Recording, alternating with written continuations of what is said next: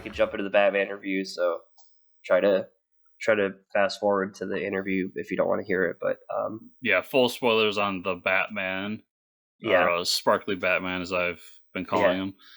Yep. Okay, so right off the bat, we said the score is amazing. I think we could say sweeping declaration. We both agree on this because I know you might have a different opinion on the movie than me, but the score was amazing and everybody's acting was on point.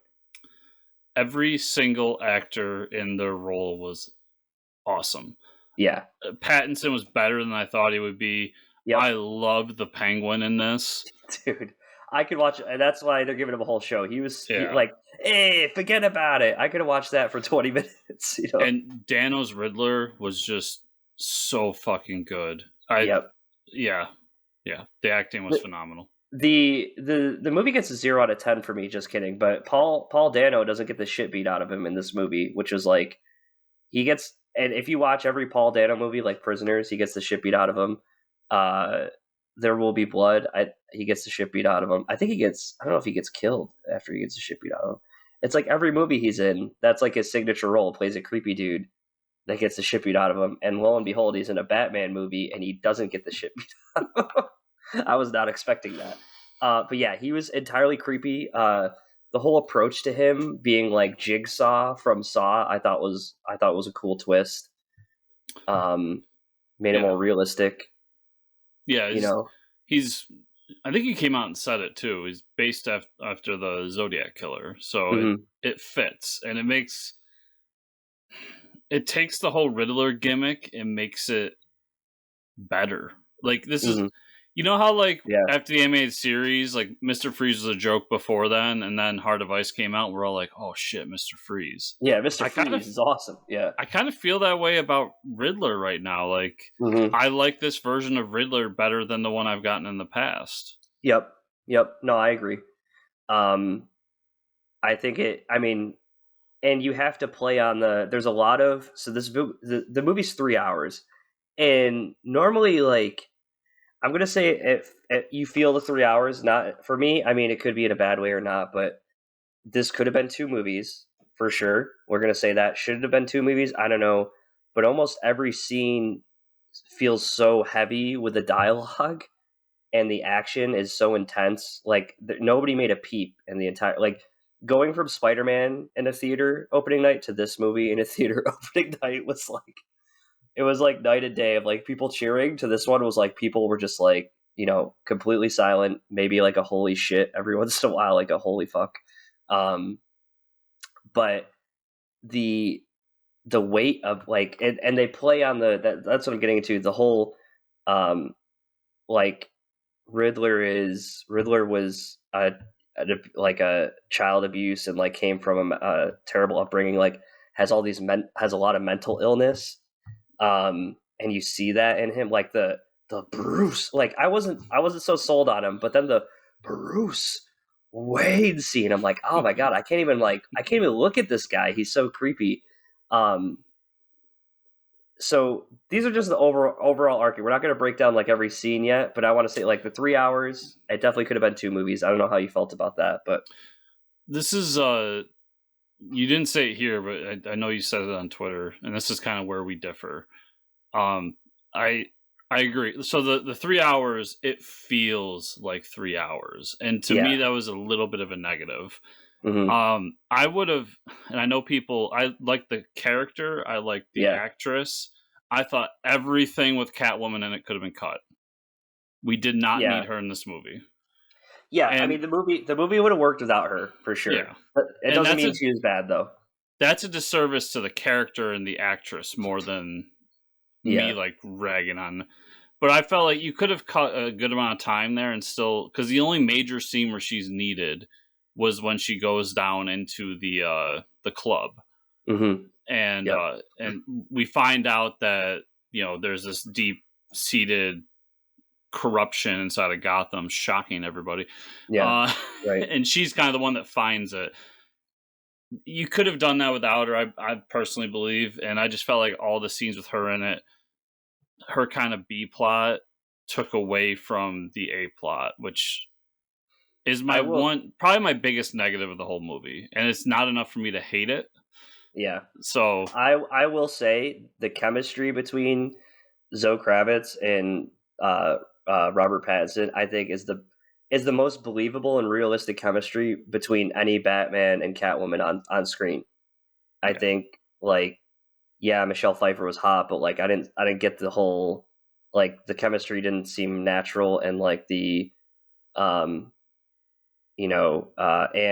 Hathaway and in the Batman, the last Batman movie. So I thought that was great. I mean, she was kind of there too. Like their relationship really drove home the like. I mean, number one, she's self-sufficient, so she drives off to go get her own TV show or whatever, which is fine. Mm-hmm. But he really, like, a lot of their interactions were killing is bad, and that was one thing I loved about this Batman. He doesn't kill. And we didn't talk about this right off the gate. So like the first 15 minutes, that was the best intro of any Batman movie I've ever seen. The whole like intro and monologue of, like, the signals of warning, and like the idea of Batman could be lurking in the shadows. That like cinematography, like the criminals looking in the shadows and like thinking Batman is there, and then like he shows up in that one scene. That was kind of terrifying. Like, just the presence, like, that he might be there, was pretty awesome. So my one last trash on Catwoman real quick. Yeah. It would have been nice if they put like maybe 2 seconds of thought into her costume, because it was awful. Yeah, that too. Yeah. Yeah, the half ski mask is kind of bad. Yeah. Yeah. I love that monologue because it reminds me of one of my favorite Batman things, which was a animated movie. Actually, it was an animated anthology they did called Gotham Knights. Yep. I believe, yeah. And there's one in there where it's the idea of Batman is like a myth. He's a legend. And that's exactly what that monologue was. It's like, Batman doesn't have to be anywhere, but the fact that people have this overblown idea of who the Batman is worse than what the Batman actually is, and can deter crime. Yep. I love that whole sequence too. It was phenomenal. Matt Reeves. Yep. Go ahead. No, go ahead. So Matt Reeves is very self-aware of the audience too. The things he baits us with, like, they talk about Batman's parents dying, and they say, well, it was Carmen Falcone. And then the whole conversation with Alfred was like, no, it could have been some lonely street thug. We don't know for sure. And Matt Reeves, like, makes you think, oh shit, Carmen Falcone, killed him. He's trying to relate the two. And then he goes back on it and says, no, just kidding. I'm not going to do that to you guys. Like, I was like, you son of a bitch. Like, he did that with a lot of stuff. And I've noticed, I will say this, he wins me over because I noticed 3 66 Batman references in this movie. I saw the Shakespeare head. There's an Aunt Harriet. Yes. Working at Wayne Manor. Yes. And the running down the side of the building. Oh yeah. Is a like it was kind of comical to watch. It was like, oh, this is awesome. But then when they tilted the camera to the side, I was like, this is 60s Batman, just going the opposite direction. Speaking of comical, I want to talk about one more scene that bugged me because it didn't need to be there, and I don't understand its purpose other than to like kind of drill home that he's still kind of new. Because I know this has been described as like year 2 Batman, so like Batman's been around, but he's still whatever. When he's flying down and he hits under the bridge and then tumbles and dies in that moment because no human would have lived through that. Yeah. Why was that there? What was the purpose of that scene? Because he literally just gets back up and is like, shake it off. Yeah. All right, go after Penguin. to me, so like that part for me was like, this movie was so realistic up into that point. Yeah, I mean, like, like everything was kind of like set in a realism, and that kind of made me think like he could, like, Batman, okay, that was a lot of comic book science there. Like Matt Reeves put that in there to be like, see, he gets up and walks away, like this is comic book science. Like we're not all noir Batman. I will say, I think that was like, we got to see so many gadgets, and like that was one thing Matt Reeves highlights in every fight is like, oh, he's got a gadget. Oh, his his breastplate actually comes off. That was almost like that batarang was reminding me of the '60s Batman batarang. The thing was huge. I love that he doesn't walk around with little batarangs in the shape of bats. He just has like the one symbol on his chest. So the one thing that bothered me, and like actually Matt Reeves has come out and done interviews. So there's the conversation at the end where we have the Joker and Riddler in a cell. Mm-hmm. And what Matt Reeves said is that got taken out of context. The original scene, did you see this interview yesterday? I might have. I've read a few interviews with him. Yeah, so he released the dialogue. Originally, what was going to happen was Batman was going to have a conversation with Joker, who's already in Arkham, and the story would have been that his first year, his year one, would have been battling with Joker, putting him in jail, and then he comes back, revisits him, has a conversation, and says, like, this guy, like, asks him for insights into this new guy, and it was never supposed to be set up as, like, this might be a sequel. Mm-hmm. So he said they took that out of context, like, putting it at the end and almost, like, teasing people, because the after credits scene has to do with Hush. And there was a couple Hush references. So who knows where we're going to go from here. And I think Matt Reeves doesn't even know either, but I think he does. And I would like to talk sequel at the end. Yeah. But yeah, I did think I liked his explanation I saw where he's like, it's not supposed to be a tease for the next movie, but more of a realization that this isn't year one Batman. This is like year two Batman. He's been around for a bit. Mm-hmm. Mm-hmm. So I did like that. At the same time, there was two things walking in this movie that was like, I'm gonna dock points for if I see. And one was Joker. But the way they did the Joker, I wasn't upset with. In the moment I was, because I'm like, oh cool, Dark Knight 2, Electric Boogaloo, we're gonna do this again. But yeah. But after reading that, I'm like, okay, that's a cool scene. They should have done more to kind of explain it in movie. Right.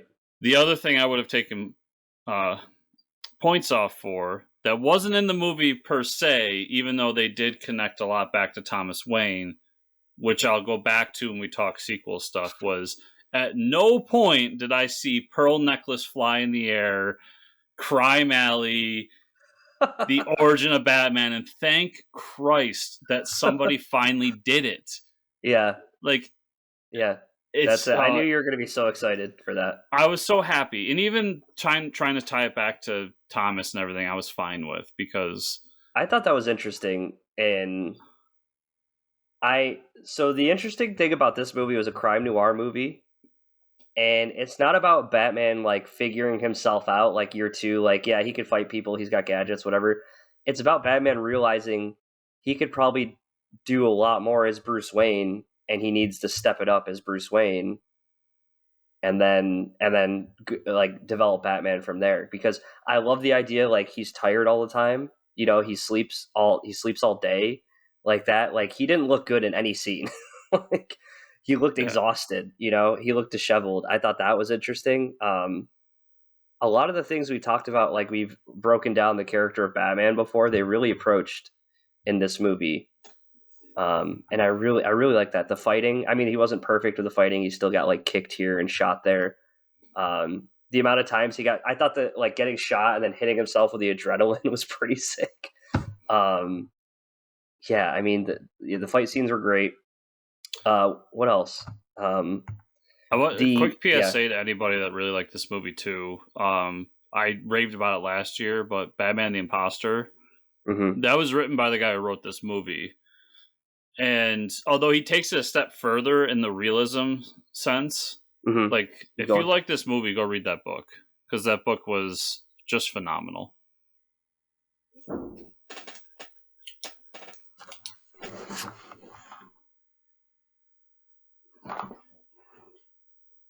Sorry, the cat was stuck in the room. Oh, good. Yeah, I had to let her out.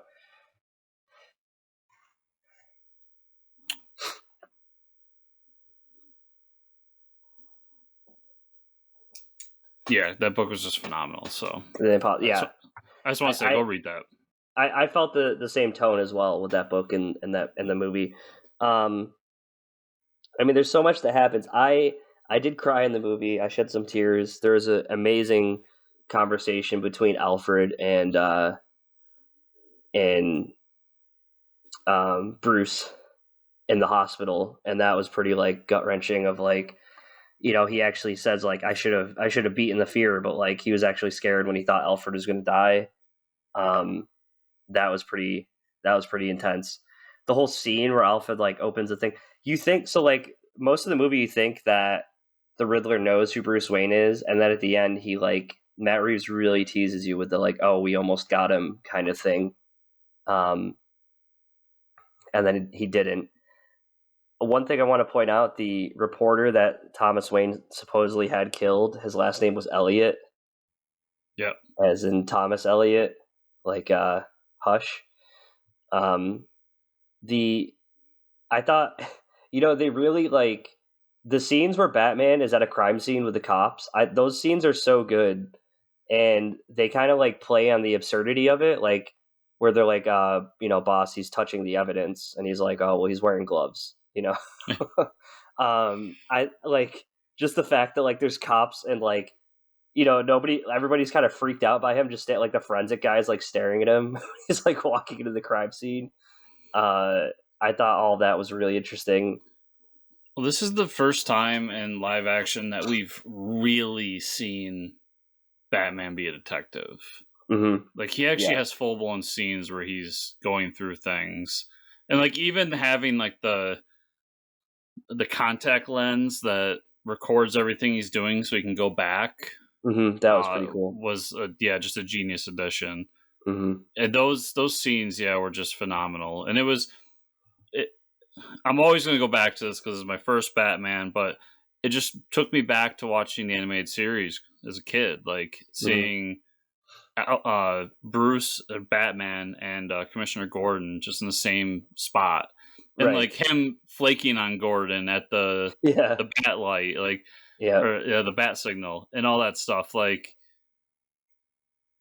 whoever, I don't want to give Reeves all the credit because there's so many people go into it, but the people making this understood why we love the MCU, which is keep it grounded in the reality of the comics, but do your own thing and reference like crazy. We got Bloodhaven in this. Yep. The bat signal and so many references outside to, like you said, Thomas Elliot, 66, all these things. I would even say the Court of Owls, because they got into the history of Gotham, right? So it almost like teases Court of Owls to come out somewhere, because never have we had someone talk about the lineage of the Arkhams and the Waynes. Oh, and, that too. Build the lore with that. Like he talked about the Arkhams and the Waynes. Like nobody's ever touched that. Like Bruce Wayne is something rooted in Gotham. Also, I want to say, the best depiction of Gotham in any Batman movie, I think. Something about the city seemed different than all the others. That was another thing I walked away feeling was, you're more well-versed in travel than I am, but I can't pin the city on one city. Yeah, there's like, a lot of mixes. Yeah, like I can pin Nolan's on Pittsburgh. Yep. I can pin Burton's on New York City. This one, like, it had a little bit of New York City. Yep. I mean, it was definitely kind of based on New York City, but it had a little bit of that with a little bit of Chicago in it. A lot of water, surrounded by water, like on all sides. Yeah, it felt like its own city. It felt like it felt like a living, breathing city that doesn't exist, which I loved. Because even like when they went to the Times Square area, like it's not exactly like Times Square. It's different enough. So, yeah, there's so much good in this movie. I was very, very happy with it. I will say the 3 hours was tough because I'm just not comfortable in any type of theater seat for 3 hours. We didn't have the recliner seats around here. So I was just mostly uncomfortable. I can't wait to like lay on my couch and rewatch this movie. You know what I mean? Like full blown relaxation. I know I'm in a comfortable position. I can pause it when I want. Because I will be rewatching this movie quite a few times and picking apart.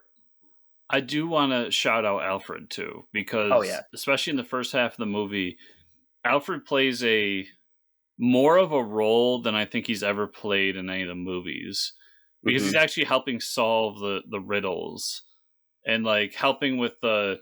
Yep. So Riddler puts together those notes with the little secret Symbol. language in it. Yeah, the cipher. Yep. And he goes through and actually solves a couple of them, or helps solve a couple of them at least. Like, I love that addition too. Just the fact that Alfred's not just the butler who gives him his suit and his soup. Like, yeah, right. And he mentions in the movie, he said, I should have better prepared you. All I did was train you to fight. Yeah. So like the fighting started with Alfred. So I mean, and he's got his cane too. So this is like the war vet. Yeah. Pretty young, I would say, fairly young compared to other Alfreds, but I think that, and here's another thing: the villain didn't fail. Like Riddler's plan didn't fail. He got what he wanted. He ultimately wanted to kill Falcone. He wanted to like rebuild the city. He just thought the only part he failed in was he thought Batman, like that's the turning point in the movie where you see him speaking to Batman. You're like, he must be this smart. Like it wasn't like him not understanding that Batman is Bruce Wayne wasn't like, it wasn't down to his smarts. It was down to his like disassociation from reality. You know what I mean? Like he thinks that Batman's his buddy, like playing with him. And that's where you get to the point where like, wow, he's not that, he is brilliant. He's just a freaking psychopath. Like the only thing he failed in was getting quote unquote justice on the Waynes. Yeah. Right. Yeah. And I mean, so ultimately Batman beats him, but I can't wait for the next movie where we have all the known people established, like Commissioner Gordon. Now he's going to be commissioner. You have people planted throughout the city, Penguin's rise to power. I'm sure that's what his TV show is going to be about. What about the little joke where, what about Good Cop and Batshit Cop? That was pretty funny. Yeah. That was a good joke. What about the thumb drive joke? There was some good messed up like Zodiac killer level jokes. Like the thumb drive joke made me laugh. I think I was the only one in the theater laughing because it's so dark. It's so dark and stupid. Yeah, but I loved it. It was man. What about the Penguin when he's like shackled by his feet and he starts wobbling away? That was pretty great. I like that the Penguin was like, he was a kingpin or whatever, but he also was like a piece of shit, like always conniving behind other people's backs. I never liked DeVito Penguin, where he's like kind of a mutant. Yeah. And he's like half penguin, half man. Like, yeah, right. I always liked Gangster Penguin, owns the Iceberg Lounge. Yep. Is kind of, is a Wilson Fisk-esque character, like kind of pulling the strings and hiring people. That's always been my favorite version of Penguin. So for them to do it, and once again, like one of the most underrated actors of our time, Colin Farrell. Yeah, this guy's insane. Yeah. Never thought I would say that after watching his terrible Irish accent in Daredevil, but yeah, he is Irish. I understand, but it's still a terrible Irish accent. I grew up with a father. Trust me, it's terrible. Yeah. You know what an Irish bullseye is, what you're saying. I never would have thought I said that, but that dude's kind of found his stride, and he's got that Carl Urban quality now, where like if you didn't know that was Colin Farrell, you wouldn't think it was Colin Farrell, right? And Carl Urban's always had the ability to, like, when he plays Dredd, he puts the mask on, he doesn't take it off, right, and stuff like that. So I just wanted to say, like, the dude's just turned his entire career around, and this movie in particular, this role proves like how great he is. If you're loving some Colin Farrell, watch his season of True Detective. It is probably one of his best performances, especially in a crime show. But I have something for you, because I know at first you weren't too hot on the Batmobile, but I will say the reveal for the scene where they revealed the Batmobile, like where the theater was shaking and he was like revving up his jet engine. I thought that was a like everybody was like super hyped up in the movie during that. How did you feel any different about it after seeing it? I'll say the two things I was iffy about going into it, the suit and the Batmobile, I came out liking. Okay. Yep. Not gonna crack my top 5 or anything like Right. that. The suit was But better than I thought it would be. the suit was much better than I thought it would be. Mm-hmm. My only nitpick with the suit was just let him glide on his cape, like the squirrel suit thing. Yeah. Yeah. Yeah, I mean, I think he went too far there, but Right. other than that, I like the suit, and the Batmobile was fine. It was actually Mm-hmm. kind of badass at points, especially like we saw that scene a million times going into this movie, but when he comes out of the flames and rams into Penguin, although I'll tell you this, when that scene happened, I started bursting laughing because Penguin's car flips over like a billion times. He's dead. Yeah. And he's not. And Batman just walks up to it and kind of like turns his head and looks into the window, and they hold on it like a second too long. Yeah, yeah. And in my head, I just looked over at my buddy and I just said, peekaboo. Because in my head, that's all Batman was doing in that moment. Yeah, yeah. So like there was a few little nitpicky things. I'm like, you held that hair too long or something like that. But him like holding his that scene was so badass. Yeah. That whole car chase was so intense, of like weaving in and out of traffic, and I mean, I thought, I mean, the Batman, like him as Batman was fantastic. I love the not killing, several times brought up. That's the one thing he'll do, is he won't kill. Going back to the old orphanage and finding like the druggies there and stuff, like he really needs to rebuild the Wayne. Like I want to see him. We didn't really see him as Bruce Wayne yet. I mean, we saw him as like the tired Bruce Wayne, but I think the next movie I'm more excited to see like philanthropist Bruce Wayne doing good for the city, trying to help out with stuff. But I think overall I was very pleased with it. I mean, we could sit here and talk about it, but I think the main points we've kind of got. Zoe Kravitz as Catwoman was awesome. Falcone was great. Penguin is supposedly getting his own TV show, so more of that.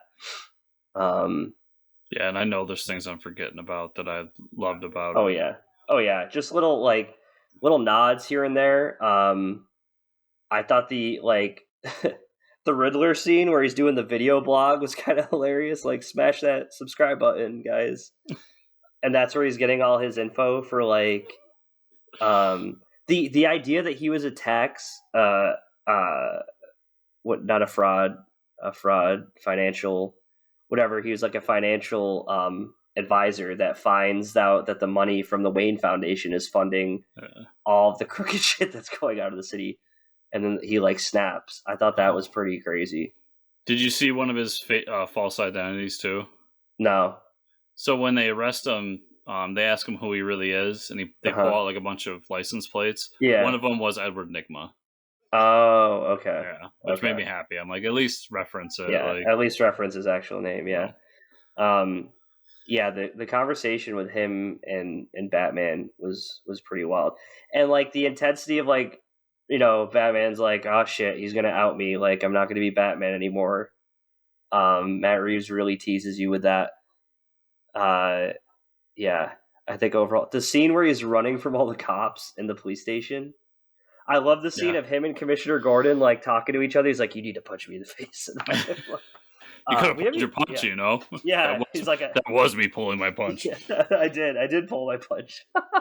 How about Commissioner Gordon, man? Fantastic job. I don't have the actor's name right now, but I mean he's great in everything he does. But I thought he was really good. I also like this. This was something that was really nice. So they're coming to get Carmen Falcone. They're going to arrest him, and he gets greeted by like 100 police officers. And Commissioner Gordon's he's like, I own all the cops, and then Commissioner Gordon goes, not all of them. I was like, thank God, because every story is like you have a police department with like, I don't know, hundreds of cops for the city, and all of them are corrupt except for Bullock and Commissioner Gordon. Every Batman story. So like to at least have a handful of cops to do an arrest to say, not all of them are Yeah. corrupt. You know, that was nice to see. Which is great too, because that's kind of what Commissioner Gordon did. He took the corrupt police department and at least attempted to clean it up. Yeah, right. So that, yeah. Real quick, movie trailers before the movie. So I did not get a single comic book related thing before the movie, but I did get a few. I did get at least one gem, and then one that I want to just discuss with you because I think it's hilarious. Oh, the Nicolas Cage one. Yeah, I've seen The Unbearable Weight of Massive Talent. Yep, this movie looks amazing. Front runner for movie of the year. Yep. Nicolas Cage plays himself as an actor who needs money and goes to this like random island with a rich dude. Yep. Gets paid all this money, and it ends up the rich dude is like some crime lord or something. Yeah, yeah. Looks phenomenal. Looks amazing. Now, there's another movie that I saw, and I'm going to describe it. I'm going to leave out one important detail because I think up till that one important detail, you will be all into this movie. Yep. It stars Daniel Radcliffe as a corrupt businessman who wants to find gold on a deserted island. He kidnaps an author who writes all of their books about this exact thing. So Daniel Radcliffe's character figures I'll take them and they'll help me. Yeah. And they get what's his name? Oh man. 21 Jump Street. Oh, Channing Tatum. Channing Tatum has to go to the island to save this person. Okay. As the action hero. And he's actually kind of a dimwit, and he's trying to prove himself. And that's when Brad Pitt shows up and saves them instead, because Brad Pitt is like a dog the bounty hunter type. Okay. Everything about this movie sounds kind of cool, right? Like kind of interesting. Yeah. The author is played by Julia Roberts.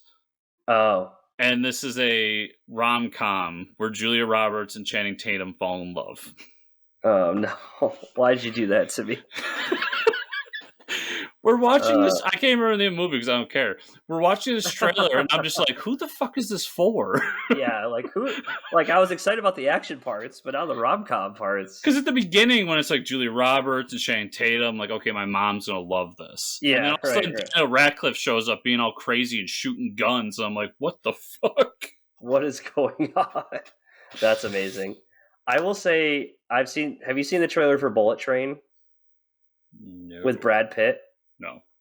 So basically, Brad Pitt, there's a couple other famous actors. They're all assassins, and they end up on the same bullet train in Japan together, and they're just fighting each other on the train. There's another... go ahead. It's like Kill Bill style, like, humor. Interesting. And it looks wacky, yeah. There's another movie that I couldn't tell if I wanted to see it or not, but it was about this. It looked like majority of the cast was Asian, so I don't know if it was a movie made in an Asian country. Is it about zombies on a train? No. Okay. But this Asian woman is like the center of the multiverse. Oh yeah, I can't wait to see that. What's her name? It's the Crane mother from Iron Fist. Yeah, that was my thing. I was like, I'm watching this. I'm like, these are all people from kung fu movies because between you and some of my other friends who like that stuff, I gather some information about it.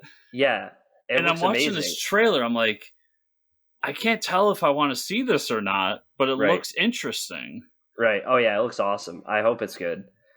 She looks great in it, and it's like a multiverse kung fu movie. Sign me up, dude. I've been waiting for that. Yeah, but she's just like a regular, like, woman who's I was taking she was a grandmother because she was a little too old to be. Yep.